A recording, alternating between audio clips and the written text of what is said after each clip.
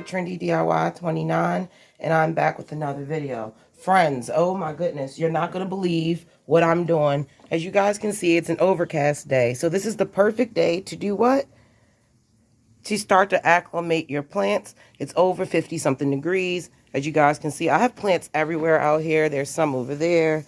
There's some under there. There's some right there. There's some under there. But yeah, I just wanted to give you guys a quick synopsis of what's going on. I've just been trying to get the garden. This is the part that every gardener dreads. This is the part that is not the most fun, is to start to bring your garden beds to life. And what I mean by that is, over the winter, normally you can do one of two things. You can just leave the garden. As you can see, I've left you can see the remnants of tomato plants and some other plants that have dried up. That's the bucket that I've been using to put all my sticks. The sticks everywhere because I'm pulling out my garden. Normally, the garden dies. I let it stay there. And then I go about, when the following spring is coming and it's on the horizon, once around March or something happens, that's normally when I start to come out, pull the old plants out, because by this time they're dried up. They're easy to pull up by the roots. If you try to pull a plant out by the roots, at the end of season when the plant itself is still green and it's still stocky, it's going to be really hard. You're probably going to lose a lot of dirt, and you may leave some of those roots intact that could potentially still grow. So the way I get around that is I let everything dry out, die over the winter. Come spring, I come out to my garden. I pull out all of the sticks, all of the dried up bushes, dried up tomato plants, peppers, whatever it is. I pull it all out in the spring. And then I come out and then I start to revitalize my soil. If you guys have not checked out that video, I make it very, very simple. I feel like a lot of people get a kick out of making stuff complicated on YouTube, just saying. But I don't want people to feel discouraged. I don't want people to feel like that I'm just some special type of person that knows how to do this. Everybody is capable of growing their own food. So I don't want you guys to feel discouraged. Even if you can just get one box like this, as you guys can see, there's multiple plants in there. You can grow a lot of things in just one box. If you can't afford that and you're living on in an apartment and you just have a small patio, get some of these self-watering planters. They're easy. They hold the water at the bottom, so you have to water so much. And you can grow lots of plants. For instance, this is my chamomile that I grew for 2 years. It's been growing here. And chamomile just keeps coming back. It's a perennial where I live. Certain things may or may not be perennials where certain people live, because certain plants need certain temperatures in order for the roots not to die. So keep that in mind. Just because a pack says perennial doesn't necessarily mean it will be a perennial in your area. I found that out. But back to what I was talking about with the whole revitalizing your garden soil. There's a video on my channel. I think it's literally called How to Revitalize Your Garden Soil. Definitely check that video out, guys. I definitely went through a lot of information. And I made it very, very easy, straight to the point, no extra fluff. And that'll tell you how to take your stuff. This is normally what your stuff will look like at the end of the season. It'll show you how to take it from that till something like this. And if you guys look close, they're growing. And in this container, I want to say this is butter crunch lettuce. And as you guys can see, I have bird netting. That is exactly if you're planning stuff out and you're wondering why you're never getting anything, you're never seeing anything, 9 times out of 10, birds are stealing your seeds. And it's not that there's anything wrong with your seeds. It's not that there's anything wrong with your garden. It's just the specifics of nature. And basically, birds, they know that you're planting seeds. They're not stupid. They can find them. That's how they forage in the wild. So if you're planting seeds, they're looking at it as you're setting up a bird buffet. So keep that in mind. Cover your seeds. Just cover it. Even if you don't know if you're going to have a bird problem, just cover it. It's not that hard. And it also keeps out insects. It keeps out that crazy ass butterfly that flies around. You all know who I'm talking about. The unfit mother that drop her kids off inside of your yard onto your brassica family plants and never comes back, and then they just eat your whole entire garden. And then what does she do? She drops more children off throughout the whole entire thing. I think it's the most, that to me is the most annoying pest in the garden, because you can see it. She come flying through, and she's erratic. She flies crazy. I've even tried to catch her before. You know, I think if I could maybe catch this freaking butterfly and just keep catching all of the ones, then maybe they just will stop coming in this yard, or maybe I'll make their population go down. I doubt it, but you know, it's fun to dream.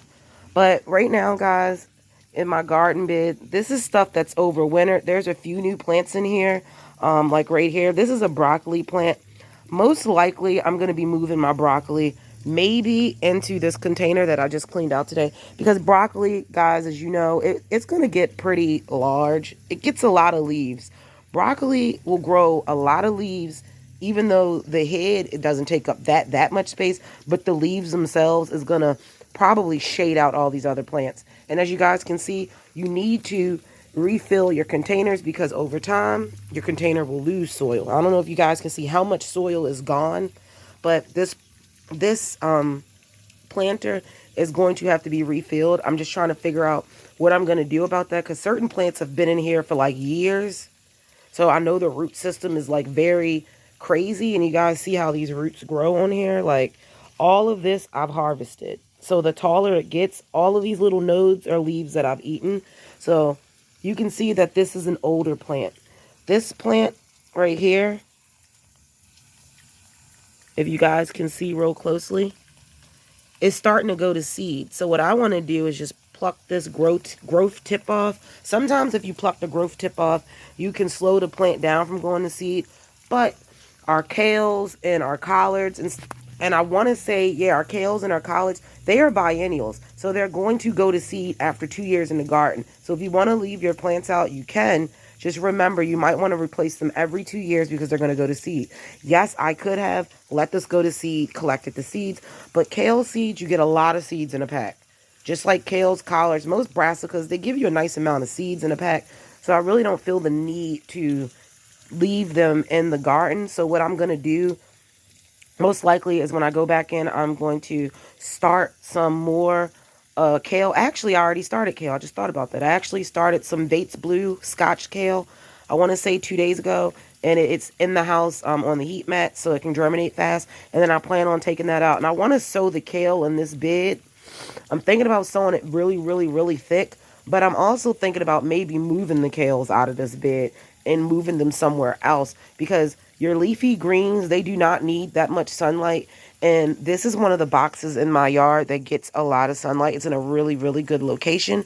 So I'm thinking about maybe growing something different in here. Last year, I had cherry tomatoes, and I want to say also the collards and stuff in here. But the tomatoes did really well in here. But I'm thinking about like moving the garden around. You don't want to keep growing the same plants in the exact same spot. So that's what's going on with this. And then over here, guys, I planted out some lettuce. This is oak leaf lettuce. It looks really bad. I'm not sure why. I think maybe the plants just need to get used to it. You guys can see it's kind of like wilty, and you see that? I just ripped those leaves off.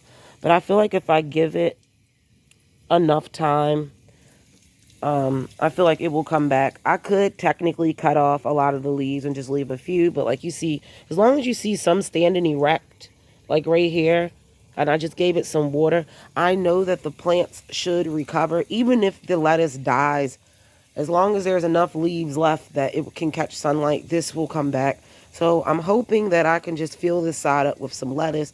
Not really sure. I just was popping stuff in the garden. This was all that was available. And you don't want to grow, you know, at least I don't want to grow full heads of lettuce, because it's taking up space in my house.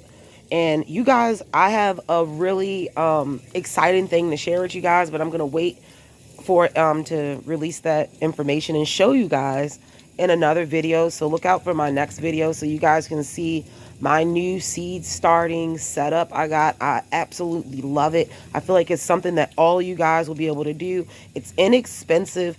It's under $200 to set everything up.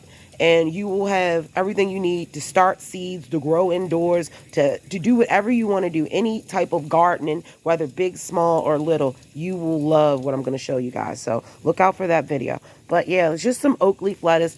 This is rosemary. As you guys can see, use your herbs, please. Because what I should have did is cut all of this down when the season was coming to an end. And I could have took this in and dried it. You don't really want to use like this type of like the Rosemary that dried out in the elements. You see how brown this is? You want to dehydrate your rosemary yourself, dry it out. Even if you don't have a dehydrator, you can do it in the oven. It smells absolutely beautiful. So what I might do is keep all of these dried rosemaries and put them in little sachets. And you could put them in like your cupboards. You can put them in your dresser drawers, and it'll keep your clothes smelling fresh. And I believe rosemary keeps away pests as well. So if you have problems with like, say for instance, any type of pests that are in your pantry or anything like that, you could put some rosemary in there. You could also use this for potpourri. I'm pretty sure you probably could use this in tea or something, but I prefer to just dry it myself when it's at peak freshness, because it's better. The nutrients is better, but it's up to you. You can even burn this if you're into any type of like if you're into saging your house or anything like that. Rosemary is really good for bringing in positive, so you could burn it too as well, like a sage bundle. But right here, guys, as you guys can see, my drip irrigation is in. I literally have taken the time to take out the drip irrigation, refill with soil. I put in a soil conditioner. I put in some black cow compost manure. And then I put in a little bit of extra moisture potting soil that has a nice amount of wood chips in it, which will keep this nice and moist during the hot summer. Over here, that's the spearmint. Spearmint will just keep coming back. It's like an invasive species. It's basically like a weed. So do not plant spearmint by itself. Plant it in a pot or it will spread throughout your whole entire garden. You can thank me later. But only thing I did was just throw a little bit of compost on it and break down the sticks, if you guys can see. And I'll zoom in. And you guys can see the sticks is sticking out the ground. And I just threw a little bit of compost. Spearmint, peppermint, anything in the mint family, it will come back with a vengeance. You probably don't even need to be honest, you really don't even need to fertilize your spearmint and mint plants, I found, because they're just going to grow ridiculously regardless. Right here, guys, I'm excited to see this. Now, and I do have some little fuzz growing right here. It looks like algae. Mainly, you'll get stuff like this growing on your soil and stuff. It won't really harm your plants, but it's mainly just from fertilizer and water. That's basically what happens when you have a lot of fertilizer, a lot of water. That can start to happen. Not a big deal. What I normally do is just take like a shovel that has a little bit of teeth on the side, and I just scrape it off the top, and then I turn the soil in. But this is my echinacea from last year. And echinacea, guys, is a perennial, so it will just keep coming back. You do not have to replant it. I want to say I got one echinacea plant last year, and I broke it into two. And look, now there's like one, it looks like two, three, four echinacea plants. And this is going to come strong. And echinacea is really, really good for tea. It's good for your skin. It's good. It's good for aromatherapy. But the best thing that I like to use echinacea for is definitely for overall good health. I want to say that it's good for colds, digestion. It's just a really, really good thing to have. It really, really is good for your body. So if you can grow echinacea, and it's something that you can just grow and forget about it, and it will keep coming back every year. Now, if you guys looked at my old videos, you will notice that I used to have that pot right here. But I found one of these pots in my yard that was not getting used. It did not get used last year. So I filled it up with soil, and I put the pot in, and I took out the drip irrigation, which is right here. So I'm kind of waiting to see how I'm going to do this, because as you guys can see, I'm going to need more than just this little bit of amount in order to drip irrigate this container. So I got to probably take out a few more of these pots and let this, cord get a little bit longer. Then I can hook this up to drip irrigation, and then whatever I have left, it will dictate which containers I use, because I'm trying to get rid of using a lot of these smaller containers and start to use bigger containers so that I can plant more items, because I want to do a lot of interplanting this year. Succession sowing, guys, is key. You really, really need to figure it out. I've been gardening for a few years now, and I have yet to really succession sow. I get so caught up in the garden the garden and the growing and to take care of the plants, that you don't even think to start more plants indoors because you're like, oh, everything's growing. But just imagine if you started double planting or intercropping and succession sowing, just how much more you can bring out your abundance, guys.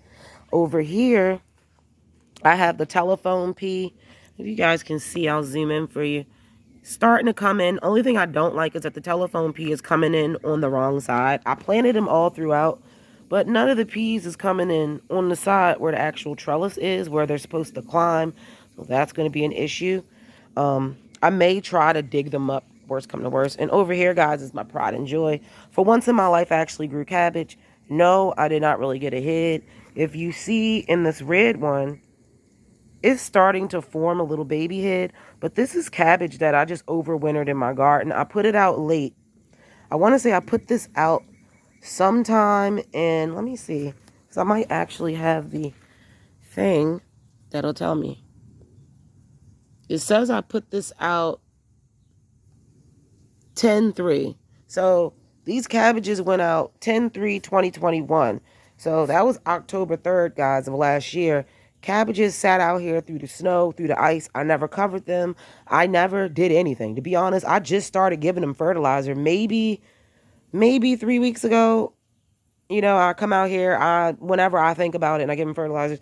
Like, I really did not baby these plants. I did not really take care of these plants. I just left them out here, and then, Lord and behold, spring came, snow melted, and they were here. And I was shocked, so I started taking care of them. But as you guys can see, minimal leaf damage. No, I did not form a head, but cabbage leaves are edible. So I can just cook this the same way I would have cooked it as a head. People just prefer the head just because you get more cabbage. That way, if you have the head when you chop it up versus these individual leaves, it's not going to probably give me that much. But what I plan on doing is just taking all of the cabbage and cooking it all together. I'll probably cook all 4 of these. For some reason, as you guys can see, the red cabbage does not grow as big as the green, and it doesn't look as healthy. Like, you can see some of the leaves at the bottom is starting to brown versus the green one in the back is like pristine. So I plan on having a dinner at my house for my family, so I'll probably make this, or I may look up to how to really preserve the cabbage, because cabbage is not something that I really would want to dehydrate. I wouldn't want to rehydrate dried cabbage. I just feel like the flavor and the texture would be off, and I like my cabbage to have a crunch to it. So I'm definitely going to do a little bit of research, and I do not want to can my cabbage because then it's going to be too soft. So I'm going to figure it out how I'm going to do this. I'm thinking maybe I could freeze my cabbage, but I'm not sure because cabbage, it may change the texture because, it has a lot of water in it. So that's a lot of things to think about when you want to preserve your stuff. Over here, and that one with the steaks in it, that's supposed to be my sugar snap peas. One thing I have noticed, guys, that a lot of my peas were laying on top of the ground when I came out here. So make sure if you have very, very soft soil, like for my square foot garden, usually all square foot garden, if you follow Mel Bartholomew's way, he tells you to use a mixture of peat moss and compost and vermiculite. That is a very, very loose, light soil. So if you have really, really heavy rains, you may need to come out and put more dirt onto your beds, because I've noticed that we had heavy rains happen and a lot of my seeds were literally laying. I think I see one right now to show you guys. Like, if you see that right there, you see that, guys? That is one of the peas laying on the soil. I planted them deep. You want to plant your seeds at least 2 times as deep as they are big. I usually do a little bit more, maybe like 3 times when I'm dealing with like larger seeds like this. But as you guys can see, we had a heavy rain, so it's literally been dug back up. So I'm gonna have to throw some more dirt over there. So make sure that if you're planting in something soft and airy like this, that you really do a good job with digging everything up. Now right here last year, guys, we can see this is where I planted my nasturtiums right here. The nasturtiums went wild. They were beautiful, don't get me wrong, but I felt like it was just a lot to be planted right here. And I'm really not sure if they really kept, insects and stuff away or repelled anything, or if it really was like a trap crop or not, because it looked really good and pristine. So I doubt if it was working as a trap crop, but I want to plant something maybe edible inside the ground right here this year. And I might plant some nasturtiums. You see these holes in the little deck thing? I'm thinking about maybe planting nasturtiums in the actual hole and then let it grow out of the hole. I don't know. I'm just thinking of something, or maybe planting some type of flowers, because I have a lot of plants this year, guys. This is going to be the biggest garden I've ever tried to grow in my life.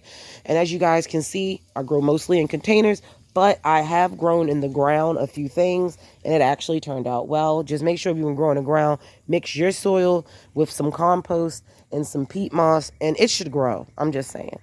Over here, I had started to pull up where my eggplant was. I pulled it out. That's the dried eggplant um, thing. And you can actually save some of these sticks and use them to build other things, like to hold up different crops like peas or something, because some of these sticks are really soft.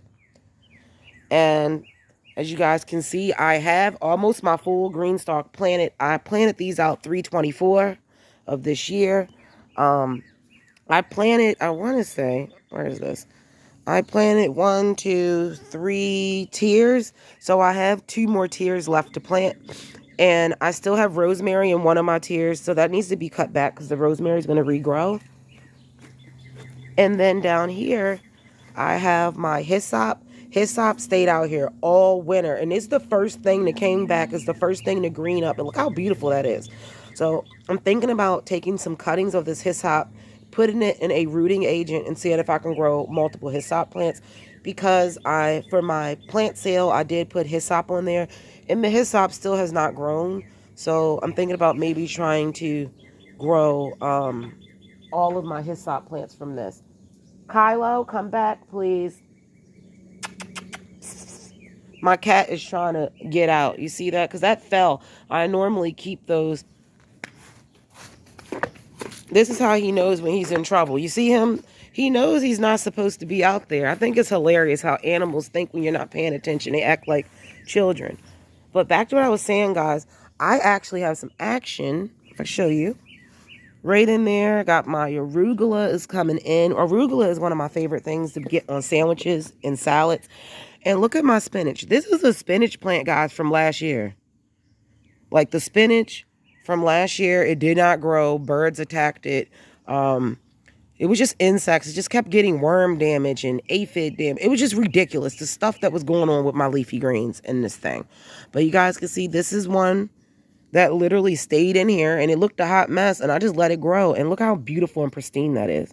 So covering your crops, this bird netting won't only just keep out birds. It will keep out the butterfly. It will keep out a lot of the winged insects, because this is still too small for them to fly through. Now, one thing you do want to be careful of, when your plants start to get big, like right now this is not big, but when it starts to get big and the other seeds that I put in grow, eventually it's going to be protruding out of the hole. Once it starts protruding out of the hole, like your lettuce starts to come out of the hole and it touches this, like any of your greens start to lay up against this, the insects can still lay their eggs. They will lay their eggs on this mesh, but the fact that the leaf is touching the mesh, the eggs can still hatch and eat your plant. So you want to make sure that when your plants start to get bigger, that you find a way, whether you use, bamboo stakes to like help it stick out like that, but you do not want the leaves of your vegetable plants to be touching this netting, because they still can lay their eggs on it and still damage your plant. So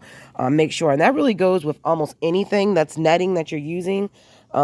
That butterfly, she will still lay her eggs on it. So you got to make sure that when the eggs, if she does lay her eggs on it and it hatches, those little worms can get through this hole and eat your plant, regardless that it's covered. So keep that in mind, guys.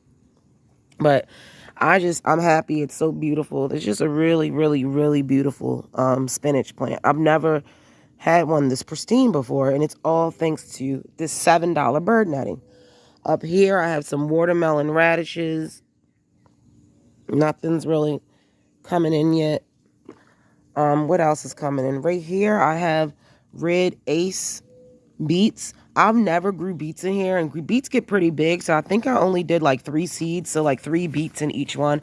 I don't actually like to eat beets. I like to juice beets because it's a natural, I use it like a natural sweetener for when I make juices or juice blends or smoothies or something like that. It's really, really good. So if you guys have never tribe beets, and they're really, really good for you. More arugula.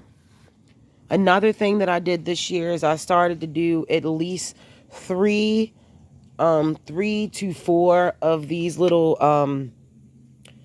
what do you call them? I guess three of the little wedges, at least 2 to 3 of one thing.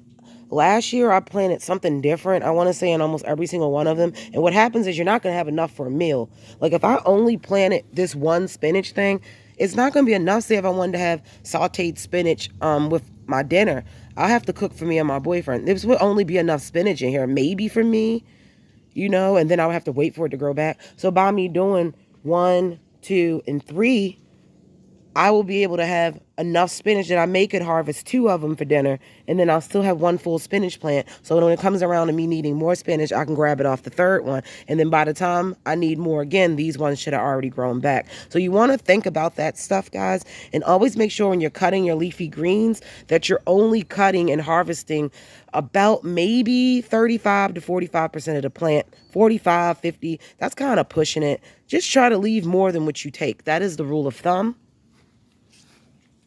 And guys, I am actually going to be teaching my gardening class. I had the wonderful surprise this morning when I woke up.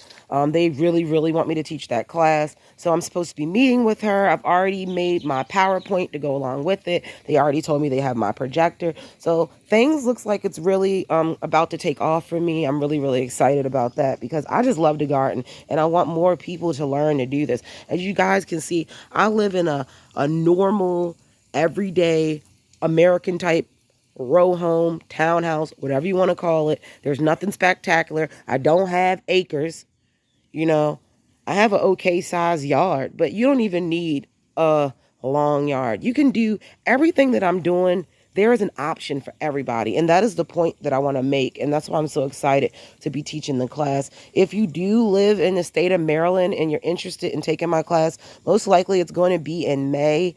So you can send me an email, urbanplantgirl31@gmail.com, and I will give you all the information if you do live in Maryland and you want to sign up for it. Or you can go online.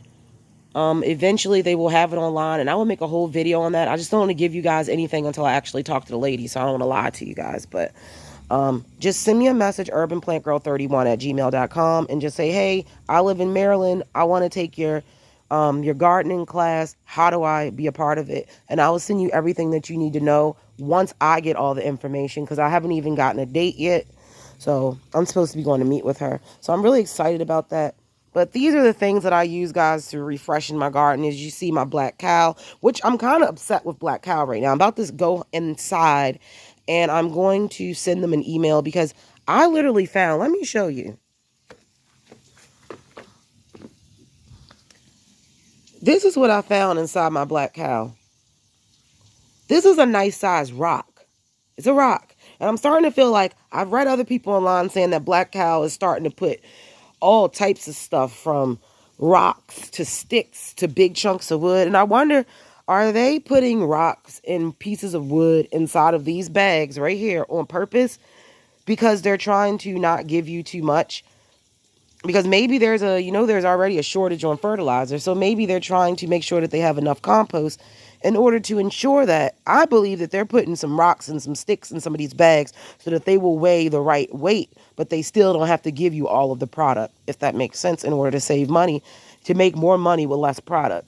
And I really feel cheated because black cow is really good. I swear by it. But the fact that I'm finding like big rocks like this, there's giant pieces of stones, giant pieces of wood, I'm upset about it. So I'm going to definitely write them and see, maybe they'll send me a coupon or something to go get me another bag, because I'm upset about this. I should not have to be buying multiple bags, because if you do everything and you figure out, do your math, crunch your numbers, you can figure out exactly how much soil you need for your garden. But if they want to start putting rocks and sticks in it, you're not going to have enough soil, even if you do your math correctly. So it's going to cost you more money. And when you're dealing with all of these pots like I am, you really don't have time to be, adding extra stuff. Oh yeah, and I have a new addition coming to the garden, guys. I believe that I'm going to be doubling or tripling the width of my little arch that I made with ladder mesh. And I'm going to be adding another square foot garden, probably on the other side of that green stalk. And that one is going to be a 4x4 that I brought in my Lowe's, that I got in my Lowe's shopping haul video. If you guys didn't see that, you could check it out. It's not as tall as that one. I think the Lowe's one is shorter, but it's really not that big of a deal. You just need something that will hold your dirt inside of it so that when it rains, your dirt doesn't wash away. But yeah, guys, that's basically all that's going in the garden. Make sure that you like, you share, and you subscribe, and I will definitely be back with another video. Thanks, guys.